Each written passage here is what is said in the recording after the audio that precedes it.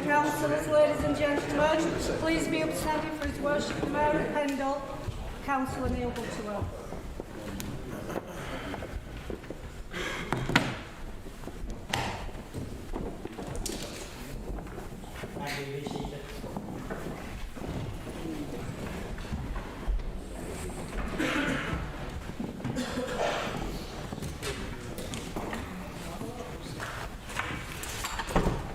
Good evening and welcome to my last full council.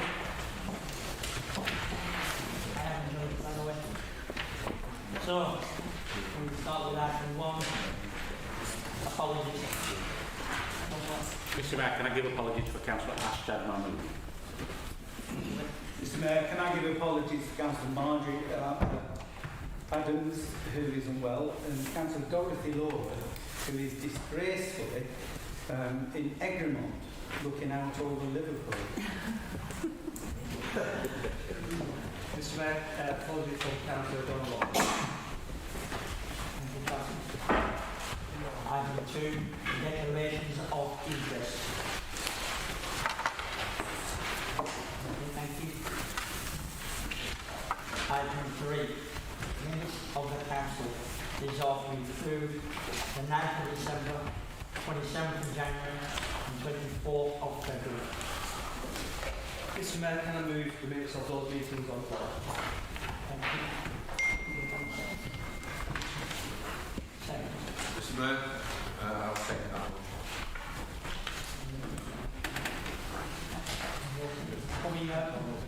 All those in favour? Thank you. Item 4. An announcement from the Mayor or the Leader. I have no announcements. Thank you very much. Number 5. Questions on notice from the public to the Leader, if any. I've not seen any public there. Thank you. Number 6. Questions on notice members to the Leader from a committee, chairman or representative on outside bodies or matters not otherwise on the agenda.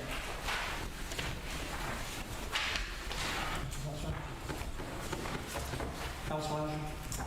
Thank you, Mr Mayor. Is the leaders for the continuance of area committees allowing local councillors to deal with local matters, including planning? Thank you for the question. I, like the rest of the councillors in this chamber, support local representation.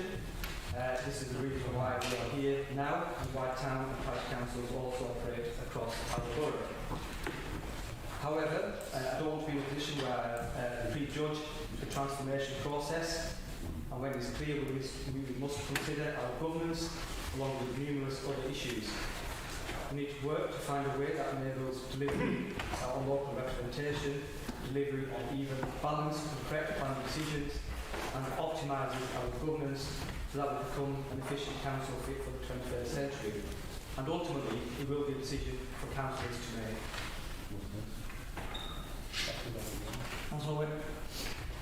If I may ask a supplementary, Mr Mayor, could I ask the Leader if he agrees with me that the area committees provide a vital avenue for local residents to influence decisions that are taken about the neighbourhoods, the townships, the villages where they live?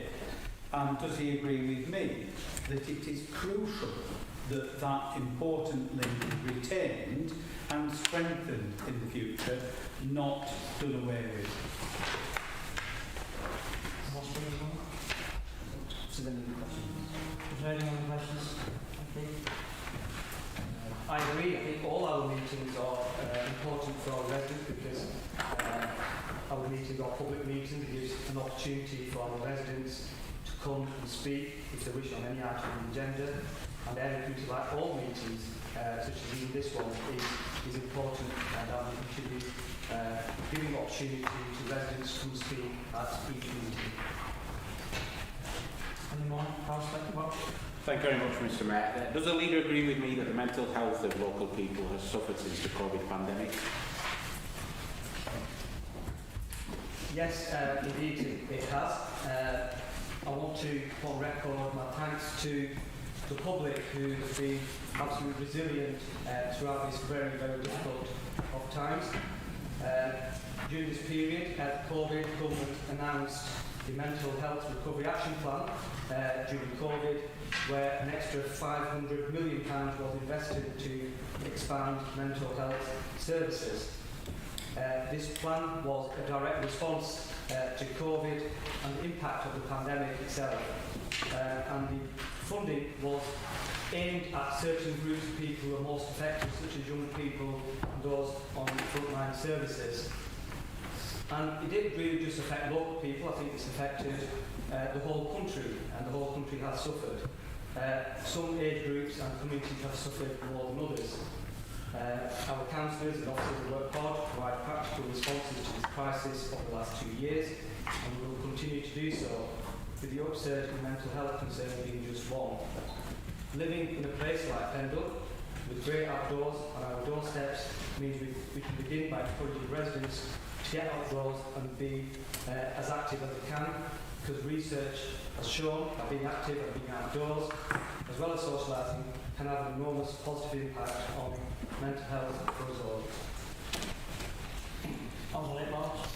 Thank you, Mr. Mayor. I thank the leader for his response. In terms of my supplementary, can he outline that you've been the Armed Forces champion appointed by the Council, and a sterling amount of work over a number of years as other member champions? Can the leader share with me what specific areas of work the Council's mental health champion has done over the last 12 months? I think it's not just a duty on the health champion, I think it's a duty upon us all as councillors to actively champion the issues of mental health well-being in our communities. I think it's our duty as councillors to all be leaders on this front, and the council has done numerous projects where funding has been allocated to groups to put on shows and activities for people to go out there and enjoy themselves to improve their health and well-being.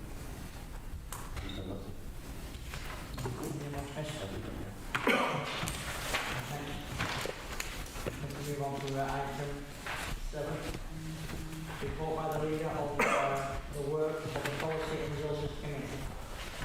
That's, I'll read that, Mr. Mayor. Councillor Witt. Thank you, Mr. Mayor. Can I first of all refer to the foot of page 1?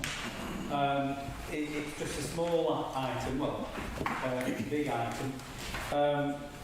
The report says that the committee accepted an offer of £343,000 to purchase land at Ravenstock Way on Oldswick. I think, Mr. Mayor, the leader of the council will confirm that that's a typo. It's got one too many zeros, and it's actually 34,300. But something that could potentially cost this council hundreds of thousands of pounds is on page 3. And it's the Parks and Sports Grounds Public Spaces Protection Order, and the issue of defective fixed penalty